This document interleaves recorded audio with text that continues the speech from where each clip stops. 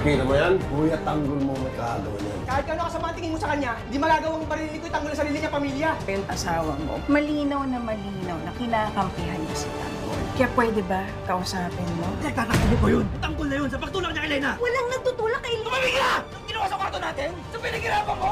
Namimiss ko yung pamilya ko. Kamusta na kaya sila? Puntahan mo. Dalawin mo sila. Walang yan yung tanggol talaga na yan. Dapat sa mga taong ganyan tayo, di na binubuhay. Magkaharap lang kami. Tutuluyan niya.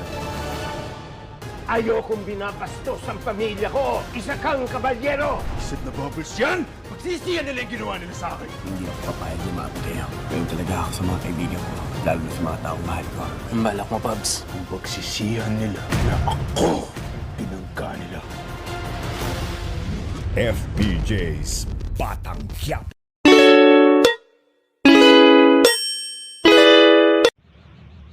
Don't forget to like, share, and subscribe.